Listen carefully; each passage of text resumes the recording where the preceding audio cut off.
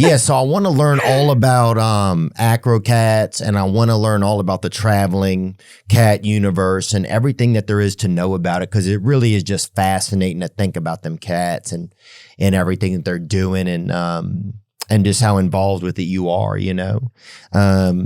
Just to start, I guess, what are some, like, what is a cat, I guess, basically? How would you even, what is like a, like, I mean, I know it's kind of an easy question, but what do you, some people probably aren't big pets, like connoisseurs or whatever. How do you put that into, is there a certain size of it, or like how tall is a cat? Boy, you open with a question I don't even know the answer to. They really vary in size. Some of the cats are more petite. We do a lot of bottle babies, so they tend to be a little bit on the smaller side. Females a little bit on the smaller side. But cats are really kind of misunderstood. Everybody thinks that cats are aloof and that they can't be trained, that they don't really need socialization or kind of the same kind of things that dogs need. A lot of people get cats, thinking that's not going to be any work at all. I just have to scoop a litter box or get an auto scooping litter box and throw out some food and be done with it. Where a dog is so much more work, but in actuality, a cat is just as much work as a dog. And people should invest that time because cats are brilliant. People don't realize just how brilliant cats are. Yeah. Oh, yeah. I've seen some cats. They have all types of cats. Yeah, they even had, one cat went to space, I think even.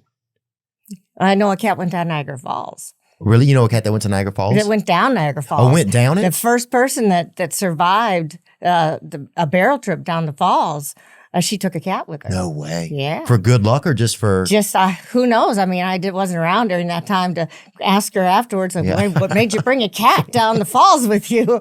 But she and the cat survived. So, wow. Yeah. So. Okay, so a cat, and a cat can be, you said, almost any size. Yeah, oh, yeah. I mean, there's huge cats. There's Maine Coon cats that are giant. Our cats are a little bit none of our cats are purebred cats because they're all rescue cats. Mm-hmm. So but the Maine Coon cats are giant. I mean, I've seen they're almost dog size. Oh, wow. So, and then there's the real small ones, the munchkins, and that have the short legs, and it's not really good to breed for certain things. It just seems uncomfortable for some of the cats to have short legs and difficulty for them to get around. But yeah, they come in all different sizes and shapes and large ears, small ears. Some cats are hairless. Some cats are completely furry. So a cat can basically be almost any. Like, how tall are the cats you work with? Because the cats I've seen are probably, a lot of them are about this tall. Probably. Well, I guess that's if they're just sitting up. If they're walking. Yeah. It's kind of, there's a typical cat size, but the Maine Coons are the ones that are the giants. Oh, Maine Coon. The Maine Coons are the giant ones. See people with the record Maine Coon and they're holding it and it takes 2 arms and it's still hanging over their arms. Yeah. So, it's like a play in the base kind of. I mean, are cats trustworthy? That's what are cats trustworthy? Oh, no, my goodness. I mean, we have the treats and I knew it. I knew it. We have cups of treats and various cats have their favorite treats. Some cats have allergies, so we have to have turkey for the cats that have allergies. We have to have the primo treats for cats like Osti, who's a seasoned pro and is literally, we negotiate when it comes to her pole climb and jump to my back trick. There's a negotiation that happens every time. She's like, what do you got? Oh, she's like the OBJ of cats. Yes. We had a corner on, he said that cats would eat people if they passed away. Have you ever heard that? Oh, I totally believe it. I mean, they said, this guy said a cat could even eat your face within 30 something hours or something if they wanted to. Yeah. Oh, yeah. I mean, I respect that about cats. A dog will die right along beside you. A cat's going to be like, is she taking her last breath? Maybe I'll start early, But I respect that. I respect that cats are grudge holders too. You do something that they don't like, they write it in their little book and I'm going to remember this, that you just did this. And so, and I really do respect that about cats because they are not as forgiving, which is why, you have to really, make it, it can never be forced. It's got to be fun, for the cat. And if the cat's right, if not they're enjoying perform, it. they really are, they mean it. Yeah. Because you're not going to get anything for free out of a cat. Yeah, exactly. And but if it's a high reward. Like if it's a salmon, I mean, it's like, okay, I'm going to drum a little bit more for the salmon than I will for the chicken. With the youngsters, the kittens are like, chicken, that's great. We'll do everything. They don't know. Yeah, they don't know. But the seasoned ones, they're like, yeah, let's see what you got here. That salmon looks a little dry. You got anything better? Wow. So you see people dumping off their cats on a regular basis, just leaving them behind. They're not part of the family. They're just left behind like garbage. Well, cats act like they want to leave all the time, too. Some of it is their fault. I'm not going to say that it should happen, but some of the cats are like, well, that's because the person has not invested the time in the cat, and that could very well be true. And that is part of that's where the change happened. So I got these 12 kittens. I've ended up finding homes for all of them, and I realized that.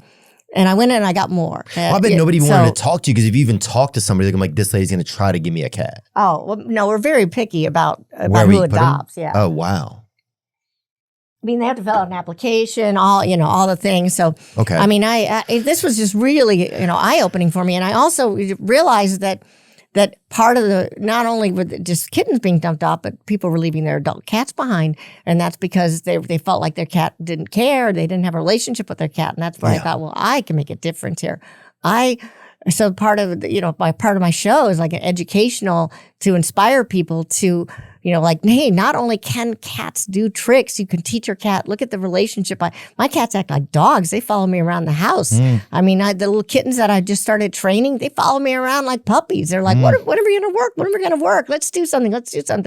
And I realized that I can make a difference here. I can help save lives. So not only have I saved, actual lives, but I've fostered and found homes for 340 cats and kittens since 2009. Wow. And I, through my show, I foster a bunch, take them on the road with me, teach them tricks, put them in the show, and then find homes for them. Well, right after the show, people can't even adopt them. Well, because we stay in a place for a while. They have to fill out the application. Right. We check the references, and if they get approved, they get the training kit. All the kittens are trained to go to a carrier at the sound of a whistle. They're all comfortable with traveling in a car, which is a big thing, and they're all trained to do a parlor trick. So like a high five, a sit pretty, a spin, maybe even playing the piano. And who's going to leave a cat behind that high fives you when you come in from work that day and they give you a high five after your bad day? You're not going to leave that cat behind. No. So my mission is like no cat gets left behind when disaster strikes or you move.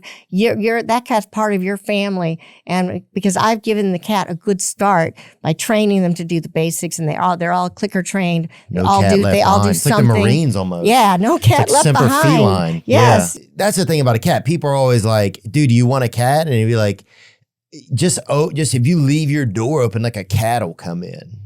That was always the thing about cats. Like, you don't, like, one of my friends was like, dude, I think I'm going to buy this cat. I'm like, dude, you don't buy a cat. You just be somewhere and just get a cat. Yeah, they choose you. They'll appear in your life. Like, they will. Right. Like, just, they let little, you know. Yeah, they're like little whispers from God or whatever. Yeah, I mean, we've had so many instances of, on Milwaukee Avenue in Chicago, one day a bus pulls up, door opens, a cat comes out, a little kitten comes out, steps out of the bus and walks up to our front door. It just like, hey, I heard this is a place to go. Like, hey, you just got out of jail. I need to be here. So, and I'm like, what just happened here? This bus door just opened. This kitten came out and is sitting at my front door. I mean, I witnessed it happen. It's just. A lot of cats have that fast pass or whatever, I know. So there's so many benefits. There's health benefits.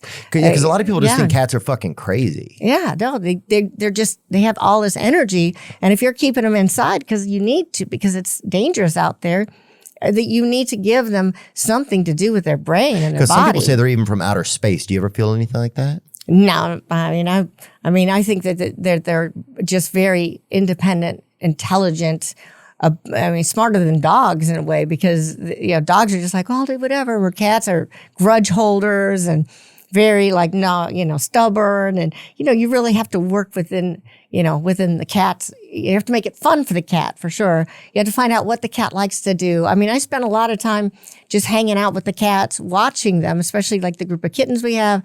They're all running around. I'm seeing who's climbing, who's perching, who's using their paw. Like what is this cat? What can this cat do? What should I focus on? So just by hanging out with the cats and watching what they do, that's how I'm inspired to come up with a trick to coordinate what they can do. Wow. But the fact that you love it, I think, is what makes it so important. And the fact also that you guys are helping getting cats in homes. I didn't even believe in cats. I remember at first somebody told me about a cat or something, and I was like, what the fuck are you talking about? When I was a kid, I was like, yeah, what are you even fucking talking about? The cats are so amazing. I just love them so much, and it's so because I'll have the worst show. I'll feel like I just had the worst show ever, and people come up and like, this is the best show I've ever seen. Yeah. And the joy that people have, they're like, I haven't smiled. I was going through cancer and I haven't smiled in 3 years, and this is the first time I've smiled. And I get letters from like my divorced couples. It's like I brought my daughter to see your show, and the very week we got your training kit. The next week I went over to the house and I paid my admission price, and my daughter had set up a whole little cat circus in the basement. And, it's like I still hate Stanley, but I love those cats. Yeah. It's a joy. It's fascinating. I think it's fascinating. I think it's fascinating to get to sit here with you, Samantha Martin.